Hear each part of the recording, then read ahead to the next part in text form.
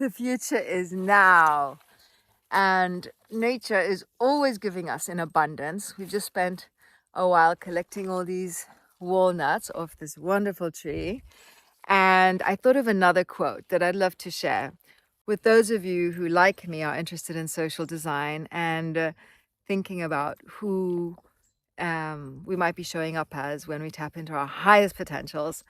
And here's a quote left to us by Buckminster Fuller, and it reads, "We should do away with the absolutely specious notion that everybody has to earn a living. It is a fact today that 1 in 10,000 of us can make a technological breakthrough capable of supporting all the rest." A shout out to all of those of you who are creating games and stuff like that and find yourselves with tons of money where we can recreate society. And the youth of today are absolutely right in recognizing this nonsense of earning a living. I mean, it's kind of like, it's tough when you say to a kid, like you ask a kid, like, what are you going to do when you grow up? As if we're not enough. And I think that's really disempowering. So we should stop asking that question. At least I don't ask my children, what are they going to do when they grow up? I just ask them what makes them happy every day. We keep inventing jobs because of this false idea that everybody has to be employed at some kind of drudgery. Because according to Malthusian Darwinian theory, he must justify his right to exist. I wonder where this comes from. So, and this is where it gets funny. Coco. Come here, Coco bun. Quiet. You want attention. Of course you want attention. So this is where it gets funny. It gets funny, I know. So we have inspectors of inspectors and people making instruments for inspectors to inspect the inspectors. The true business of people should be to go back to school, and we'll talk about that because I don't believe school should be as the way we know it is. Or at least what we think it should be like, no, what we've grown up to understand school. I think we should talk about that seriously. To go back to school and think about whatever it was they were thinking about before somebody came along and told them to earn a living.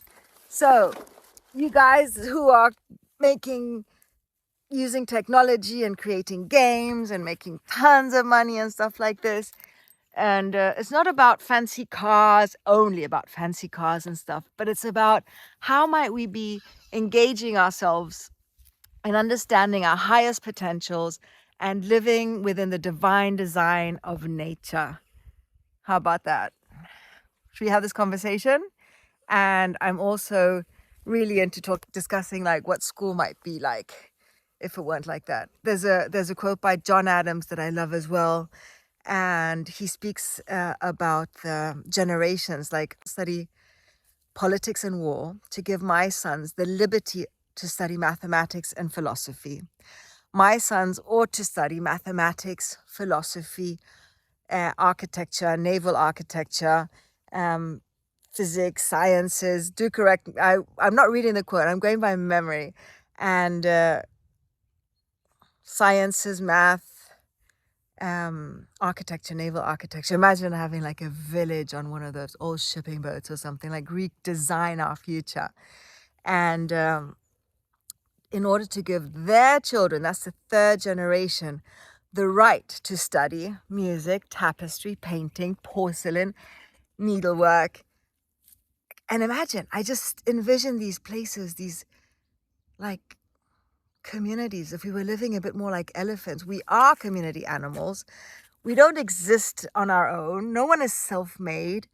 We all depend on others. We all have to step up our game every day and be the best versions of ourselves. But what if our environment changed and like there's nothing square in nature? It's there's everything. There's nothing. The way we just re-envision it totally. And understanding the skills of those around us and creating places where we could just evolve in whatever we're interested in at that moment. You know, imagine everybody has their own little tiny house or their room, but it's super luxury and beautiful, luxurious.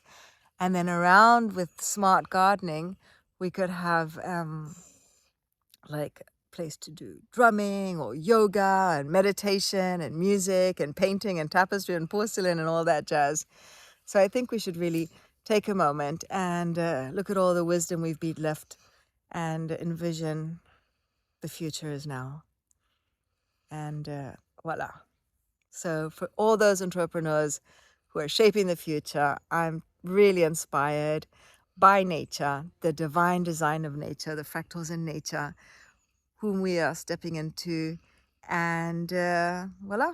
So if you enjoy this conversation, or you don't and you have something really bad to say, that's okay too. Everything is brings perspective, and that's okay. So do subscribe and like the video and share it. Ciao.